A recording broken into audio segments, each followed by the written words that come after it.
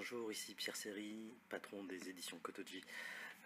Aujourd'hui, un épisode spécial en fait dédié au décès de Jiro Taniguchi, un énorme auteur japonais pour lequel j'avais envie de faire une petite vidéo hommage.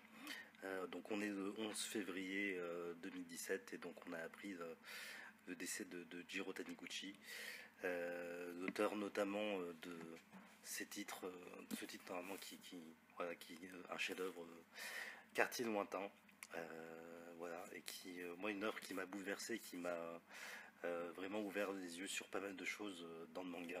Donc c'est pour ça que j'avais envie de vous en parler. Bon, pour être tout à fait honnête, hein, moi de Taniguchi, je n'ai pas tout lu.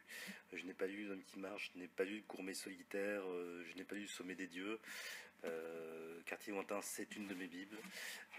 J'adore aussi Le journal de mon père, par exemple.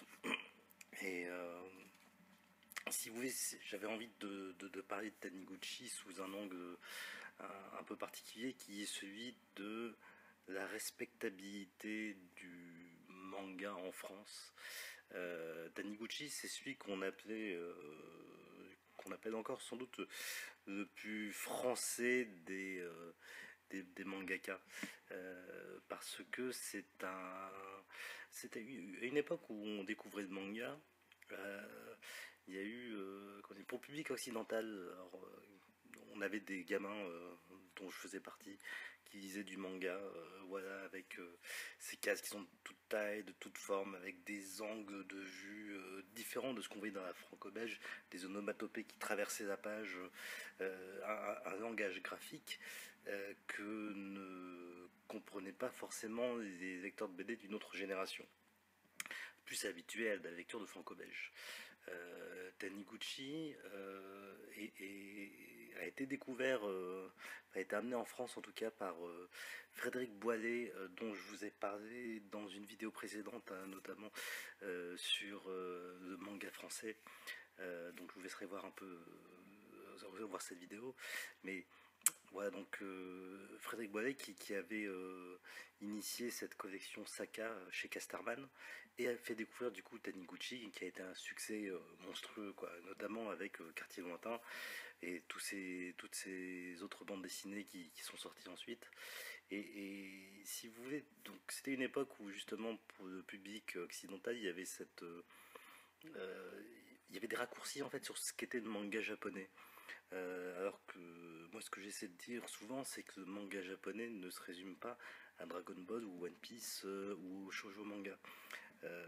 Et du coup, enfin, c'est pas ces personnages avec des grands yeux, machin, etc. Enfin, il y a plein d'autres choses dans le manga. Et Taniguchi est arrivé à un moment où justement où on a su montrer qu'il y avait autre chose que ces grands mangas mainstream qu'on connaissait. Alors j'adore ces grands mangas mainstream aussi, hein, je suis un grand lecteur de mangas, de ces mangas grand public vraiment, mais je suis aussi un grand lecteur de bandes dessinées d'auteurs aussi, qu'elles soient occidentales ou japonaises. Et du coup, voilà, Taniguchi, c'est un auteur qui utilise ce que l'on appelle classiquement le gaufrier. Alors le gaufrier, c'est quoi? Ces fameuses cases, on va dire que rectangulaires, vous voyez, qu'on voit dans la BD traditionnelle. C'est une planche formée qui va de ces cases carrées rectangulaires. C'est des tailles presque similaires. Voilà, c'est sur différentes rangées comme ça. Voilà, ça c'est le classique gaufrier et c'est un outil qu'utilisait Taniguchi, et on voyait pas dans Taniguchi justement cette grande case barrée, une planche, enfin un dessin en pleine page avec des grandes onomatopées qui traversaient la page, enfin voilà, donc, ou pas de grande double page non plus. Voilà, donc il y avait une approche très occidentale, on va dire, en tout cas dans sa façon de faire de la bande dessinée. Donc du coup, un certain public, plutôt intello, cultivé, s'est beaucoup plus retrouvé dans cette BD là et a découvert une autre face du manga. Et ça a été un rôle très important, et notamment parce que alors Taniguchi avait notamment aussi été un des premiers, je me demande pas si c'est même le premier d'ailleurs, mangaka japonais, à gagner un prix Angoulême. C'était la farce du meilleur scénario, je crois, en 2003.